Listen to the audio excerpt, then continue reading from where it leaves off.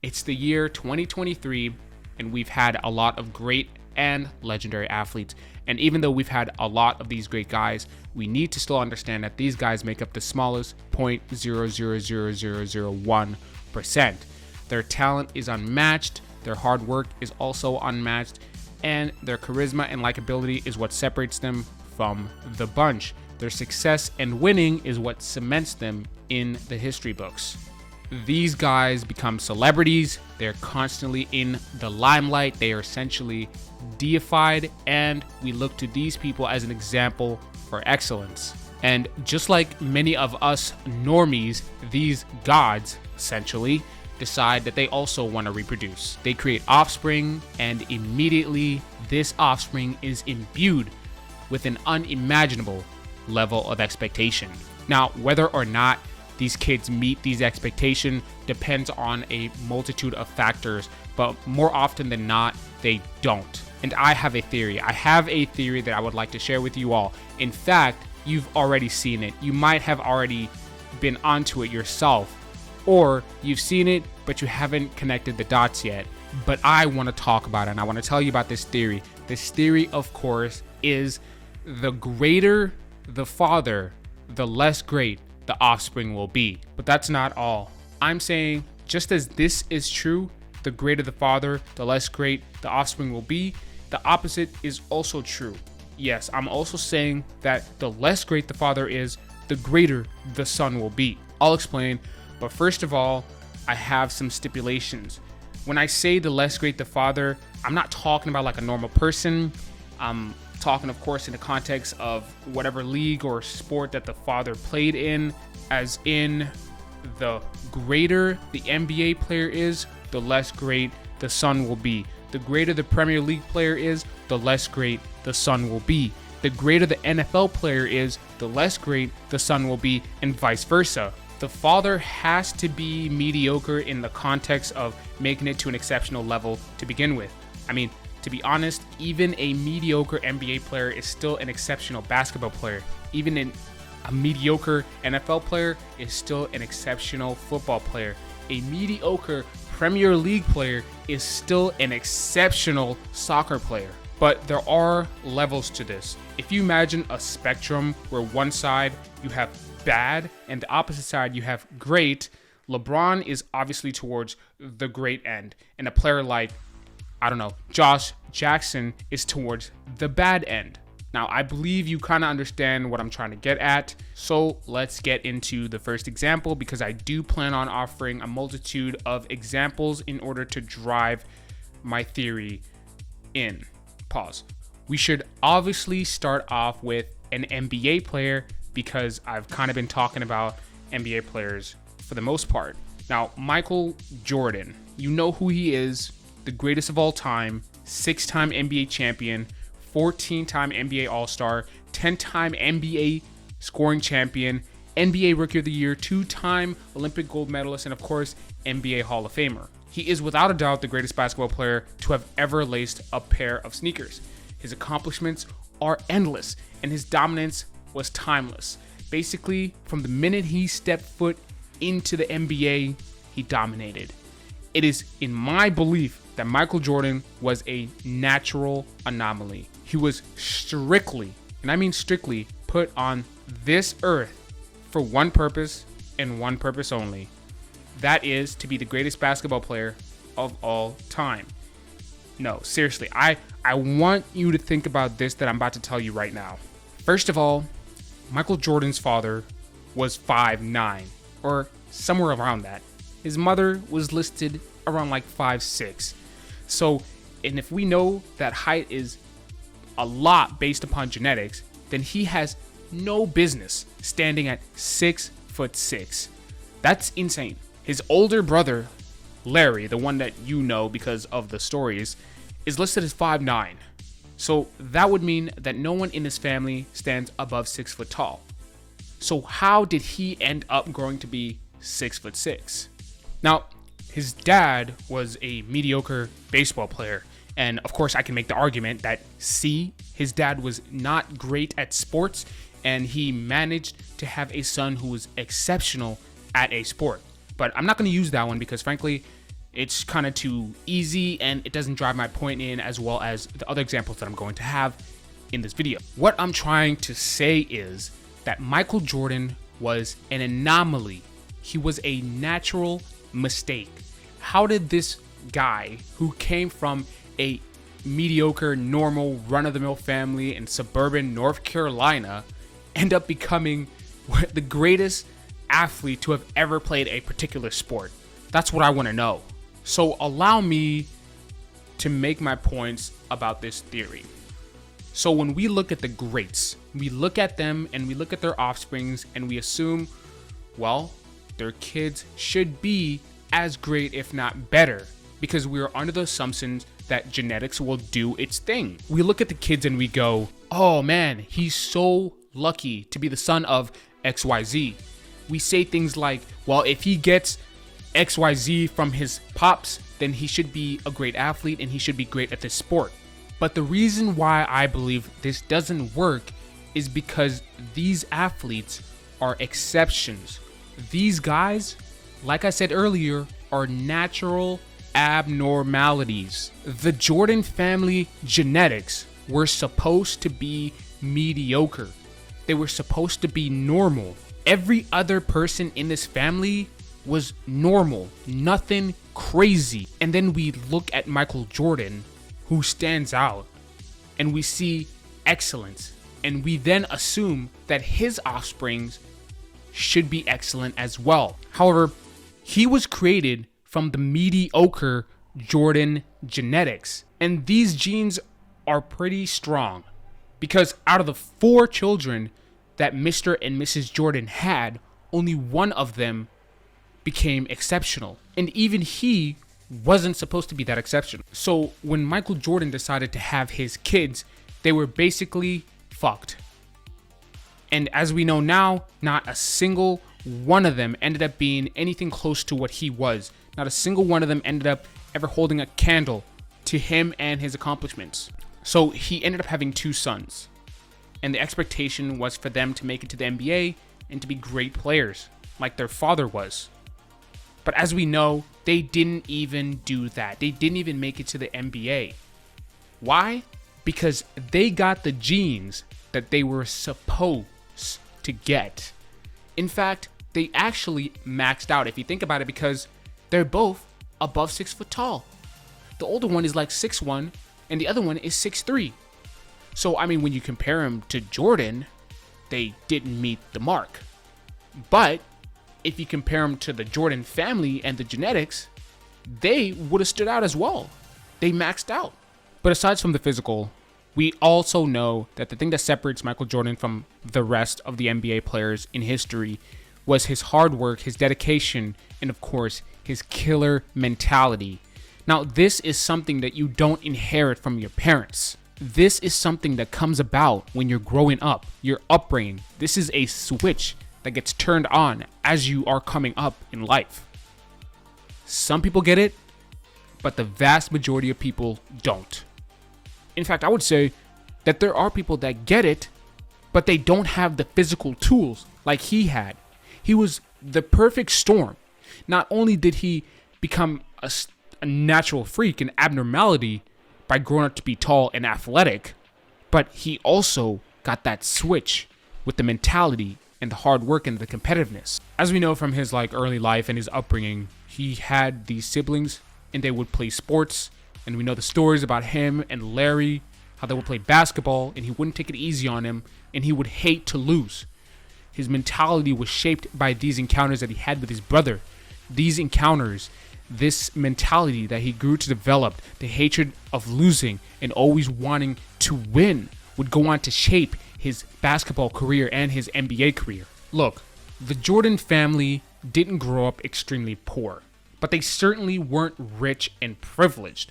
The Jordans, the parents, they tried to instill a hardworking, humble mentality on their children. This is something very hard for him to replicate, because by the time his children came around, he was already a rich and successful man. And if there's one thing we all know, is that we want to offer our children everything.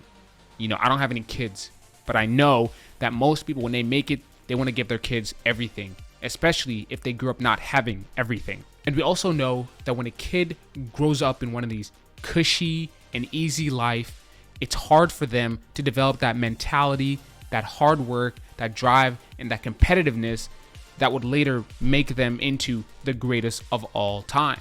Everything about these greats is an anomaly, is outside of the norm.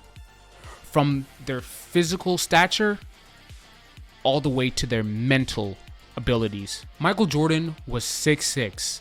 His oldest son was 6'1". His younger son was a little taller, but he only maxed out to 6'3", still coming short of their father. Next, I want to talk about Shaquille O'Neal, Shaq. Now, Shaq, in every sense of the word, was a physical specimen. And he also had a father who was in the army that instilled that hardworking, humble mentality as well. Shaq is known as one of the most dominant centers of all time and one of the greatest of all time. He had two sons, Sharif and Shakir. Now, you might say it's too early to call. They're still relatively young. But if we're being honest with each other, we can go ahead and make that call now. There's no way that these kids are getting anywhere close to the achievements and accomplishments of their father. As of now, neither of them have made it into the NBA, which of course is the bare minimum that we're looking towards when we're comparing these kids to their father. And just like Michael Jordan, and like I brought up earlier, the younger son is 6'7", and even though the older son is exceptionally tall at 6'10", that's still not what Shaq was. Shaq was listed at 7'1", and they definitely did not achieve that freak of nature build that Shaq was known for. Next, we'll talk about Magic Johnson. Just kidding. I don't really think I have to say anything. I don't think I have to say anything. We'll move on to the next person. Bill Walton. Now, Bill Walton is a two-time NBA champion. He was an NBA MVP. He was an all-star. He was an all-defensive team. And he made it into the Basketball Hall of Fame. You know who Bill Walton is. He was a great player. And despite facing numerous injuries, he still managed to make it into the Basketball Hall of Fame. He stood at 6'11", and he was a great center. He had two sons, Luke and Nathan, 6'8" and 6'7", respectively. And this is the first NBA great whose son at least made it into the NBA. But as you know, Luke Walton wasn't quite the player that his father was. Now let's get into LeBron James, who I consider to be the second greatest of all time. Now, just like Shaq, LeBron is a freak of nature. And if the example that Shaq has given us says anything, it's that neither of his sons will become as freakish as he is. Now, unfortunately, Bronny has suffered with some heart problems. And to be honest, I actually had high hopes for Bronny. I have seen him play. He is good. I thought that he could have actually made it into the NBA, but as you know, that's only the bare minimum. In fact, I assumed that he would go to college and maybe play, a couple of years. I didn't think he was going to be the type to go one and done. I thought that he would make it into the NBA, and I thought that he would be a decent player in the NBA. Now, even hypothetically, if all that did happen, that would be very impressive on its own, but that would be a far cry from what his dad has accomplished. I mean, we're talking about LeBron James, the chosen one, the guy who was drafted straight out of high school, who was the number one pick, and who went straight into the NBA and started dominating immediately. It's safe to say, although they're both young, as far as Bronny goes, he will not fulfill his expectations. I will not say anything about Bryce because he's still young. I'll give him that, even though I think he's like a senior or he's going into his senior year or something like that. And even though it's not looking good, I will hold my judgment, hoping that some way, somehow, he hits one of those Scottie Pippen type late second growth spurts, and that will make him taller and will make him, way more athletic. But just like Shaq, I'll go ahead and call it right now. There is absolutely no way that Bronny or Bryce will get anywhere near the accomplishments that their father has achieved. Also, LeBron is listed at 6'8". He's more like 6'9", maybe. Bronny's listed at 6'3". They want to list him as 6'4", USC, but I don't know. And apparently Bryce is more like 6'6", but I don't know about that either. And so, they didn't get close either. That just goes to the point that I was making, that these guys are anomalies, exceptions. You know what I'm saying? They just grew tall. One maybe because of genetics somewhere down the line, but most likely because naturally people like this come out of nowhere sometimes and are just freaks of nature. If there is one consolate though, at least I did think that Bronny got a lot of his dad's athleticism. Unfortunately, he didn't get his dad's body. Not exactly, that is. Okay, so we've talked about the theory of the greater the father, the less great the offspring will be. I think now we should touch on the opposite end of that spectrum, the other side of that theory. The less great the father, the greater the son will be. And no one in the NBA, except for one other person maybe, embodies this greater than Steph Curry. His father was Del Curry. He played for a bunch of NBA teams, including the Utah Jazz, the Cleveland Cavaliers, and of course the team that you know him mainly from, the Charlotte Hornets. Apparently he even holds the record for all-time leading scorer for the team. He was the sixth man of the year, and he actually was known for being a knockdown shooter. He was a great shooter, but as far as NBA players go, out of all of them, Del would not be considered one of the greats, and I think you know that as well. He was a great player, but he's not one of the greats. What he did manage to do was create not one, but two offsprings that would make it to the NBA, which is a lot better than some of the previous guys that I've talked about, and those guys were light years better than Del Curry was. And not only that, he is the father of, and this is not arguable, but the greatest shooter that the NBA has ever seen. Steph Curry is a four-time NBA champion. He's an NBA MVP. He's been an NBA All-Star multiple times. He holds a lot of records in the NBA, and he has revolutionized the NBA, period. Without a doubt, Steph Curry is a Hall of Famer. Without a doubt, he is one of the greatest players of all time, and he has far surpassed anything his father has ever accomplished by a country mile in every metric. It's hard to say if you can pass down genetically skills, but it kind of seems like his dad passed down his shooting, and Steph Curry just perfected it. His teammate, Klay Thompson, one of the Splash Bros, the other light-skinned guy who can shoot on the team, also had a father who was previously in the NBA, but I assume you couldn't even tell me what his name was. His name was Michael Thompson, and he was actually a pretty good player in the NBA. He is a two-time NBA champion. He was named to the 1978 All-Rookie team, and at his best, he averaged 20 points and 11 rebounds. From what I understand, he was good, not great. He was a power forward and sometimes also a center, but I think it's safe to say that his son far exceeded the accomplishments that he had.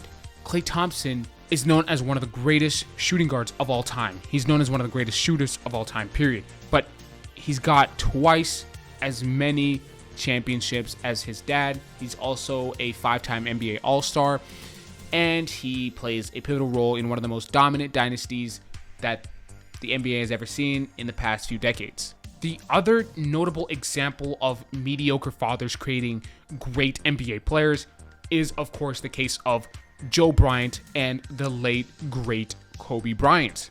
Joe Bryant played in the NBA, and he was a great player at LaSalle University. He was drafted 1975 by the Golden State Warriors, and he played for a lot of different teams. He played for the 76ers, he played for the Clippers, he played for the Rockets, and then he would go overseas and play basketball. Most notably, he played in Italy, and of course, as you know, this played a pivotal role in Kobe Bryant's early life.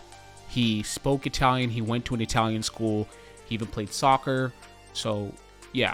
Now, it's safe to say that Joe Bryant was pretty mediocre, but he, of course, would go on to create a son who would be exceptional and one of a kind and one of the greatest basketball players of all time. Although there is one thing we can say about all these NBA players that I've listed so far, whether they were the greats who created offspring that was mediocre, or they were the mediocre ones who created offspring that was great, their sons, not a single one of them that I've listed, their sons have, achieved their height or greater. That just goes to show what I was saying about them being natural anomalies, exceptions. These guys all maxed out. They literally maxed out on their abilities and stuff, and height wise, you know what I'm saying? So for their offspring to end up becoming taller or as tall, they would also need to reproduce with people, with women who are also natural anomalies, who also were exceptional in that capacity. And as we know, they tend not to do this because, well, they're rich NBA players and they've made millions. They basically get the pick of the litter, and so they can have whoever they want, and they just don't go off picking women based upon hand size, wingspan, or height. Now, I feel like maybe I should give examples outside of the NBA. I've mainly stuck with the NBA because I watch the NBA, I'm a fan, and even though I'm not the most knowledgeable, I do know enough. On the opposite end, I don't watch too much of the NFL. In fact, I would say that I probably don't watch the NFL regularly at all. I know about the greats and I know their names, and I know some of the famous names, but that's about as much as I know, and my knowledge about the NFL is very limited. The two examples that I can just list off the top of my head would be Patrick Mahomes, his father, and the Mannings. Now, Pat Mahomes, from what I understand, was a baseball player, but I'm assuming his father wasn't one of the greatest of all time in that sport. Although I hear he played professionally for like over a decade, I'm just assuming that he wasn't truly exceptional at the sport of baseball. However, I do know that his son, Patrick Mahomes, is exceptional at football. He's a quarterback. He is a two-time Super Bowl champion. He's a two-time Super Bowl MVP. He's a two-time NFL MVP winner, and he is a five-time Pro Bowler. And without a doubt, he will go down as one of the greatest quarterbacks of all time. Then you have the Mannings. Now, the father is Archie Manning, and he was an NFL quarterback from a while ago. And though from what I understand, he wasn't a terrible quarterback, he's not known for being one of the greatest of all time, unlike his sons Peyton and Eli. Now, this is the part where I'm going to do some predictions and stuff like that. I want to go ahead and talk about some of the other greats aside from like basketball or the NFL. I also want to touch on professional soccer or football. Now, unlike baseball and football, I am a huge fan of soccer and I consume a lot of the game. I also play the game, so I have intimate knowledge on the, a lot of the history and also some of the current players. Now, a couple of the greatest players of all time, not in like a list order or anything or in a ranking, are Lionel Messi, Cristiano Ronaldo, Neymar, Pelé. Now, as far as Pelé goes, he had two sons apparently, and I didn't even know this beforehand. I didn't even know their names, and that just goes to show you that they didn't go on to achieve anything close to what their father did. You might say that, oh, they play in like Brazil or whatever, and maybe they're doing great over there. Well, Pelé played in Brazil, and we know about him globally, worldwide. That's how great he was. And if his sons aren't talked about in the same way, then it's easy for me to assume that they didn't accomplish anything great like their father. Now, Neymar has a son. I've seen him in the Neymar documentary on Netflix. I've also seen his son on social media with a few posts. In fact, I've been watching Neymar for so long. I remember when his son was first being born. I remember him showing the first few images of his son. But I've seen his son, and I will go on record saying right now, his son will not be as great as Neymar is. I don't even think that his son will be great, period. Now, at the same age, Neymar was already showing glimpses of greatness. We've all seen some of the futsal videos of Neymar when he was like a freaking kid. he was great, and he was showing glimpses of what he could be in the future. And to be bluntly, Neymar is a rich individual, and from what I gather, he spoils his son rotten. His son is kind of husky, kind of chubby, and looks very unathletic, which is to be expected. Neymar grew up in crazy poverty in Brazil, and he would go on to achieve great riches. I mean, he's known for signing huge contracts, and it's not far-fetched to believe that he makes a point that his son never has to experience what he had to experience growing up, which inevitably forces his son not to be great like he is. This will no doubt be the same for both Lionel Messi and Cristiano Ronaldo. The thing about these guys is one of them is a natural anomaly like Michael Jordan, and the other one is great because of intangibles that, like I said earlier, cannot be passed down. Lionel Messi is akin to Michael Jordan. Now, the Messi genes weren't supposed to be exceptional, but somehow, some way, Messi lucked out and got the best genes possible for the sport. His sons are very young, and you might say this is early to call, but they are also growing up in immense affluence. Messi is insanely rich. Now, Lionel Messi is the greatest soccer player of all time. Michael Jordan was the greatest basketball player of all time. Jordan's kids didn't accomplish anything near what he accomplished, and so Lionel Messi's kids will most definitely not accomplish anything near that he has accomplished. I think that if they become decent professional players, then we should consider that a win on itself. Now, Cristiano Ronaldo's son is much more prevalent in social media, and I think people believe that somehow he's going to be great, but I've seen him. He might be good, and he has all the tools to become a professional player just like his father, but he's not going to be great.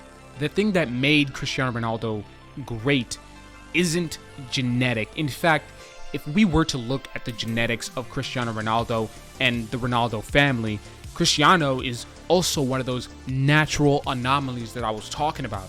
If you've ever seen his brother and have seen his brother, something just doesn't match there. And if you've seen his father, his mother, they all look like normal people, and this guy just looks like an exception. He just stands out like a sore thumb. The thing that made Ronaldo great isn't genetic. What made him great is his obsession, his mentality, his competitiveness, and his fixation on greatness. If you didn't know, Ronaldo grew up in soul-crushing poverty. His father was an alcoholic who was not a great provider because he suffered from PTSD from serving in the military. Cristiano Ronaldo, his early life was extremely hard, and he took it upon himself to break his family out of poverty at any cost. This is why most great people don't come from affluent families. Poor people just have more motivation, more drive to become great, to become famous, to become rich, to be able to provide for their families.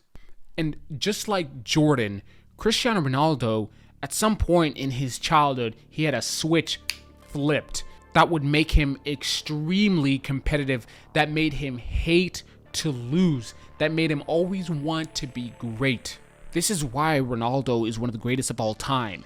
And those intangibles that I listed off earlier, his upbringing, his early life, his competitiveness, those are the very reasons why his son will not be as great as he is, because his son did not have to be subjected to that soul-crushing poverty. His son he's an only child. He will not, I doubt that he'll have that switch flipped and some competitiveness, some hunger unlike anything else.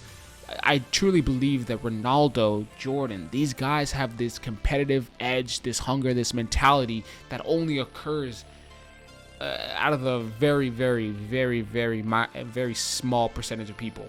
Just to give you another example, Ronaldinho, one of the greatest, you know him.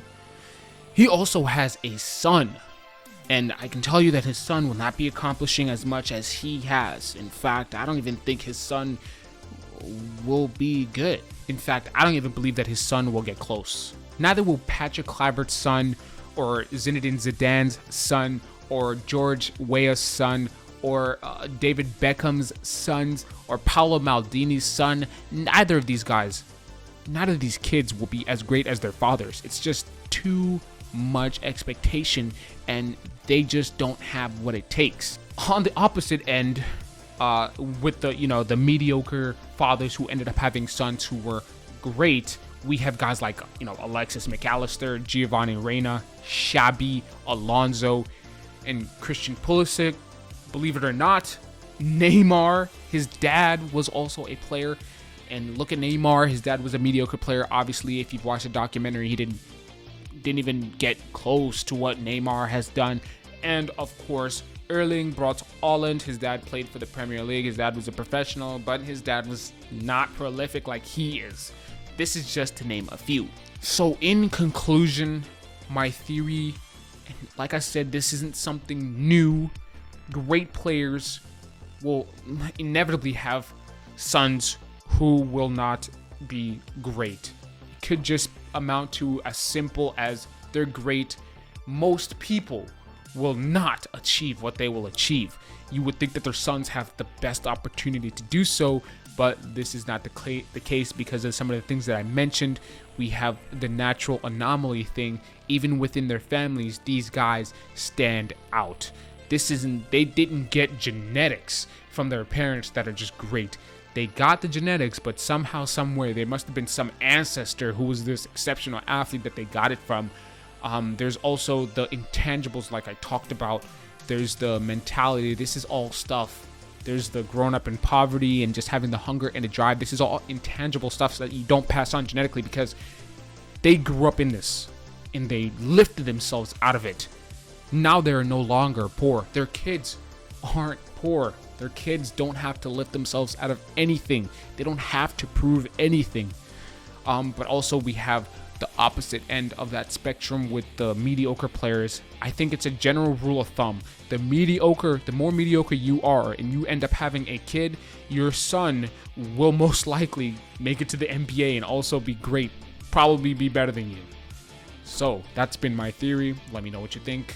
And I am out.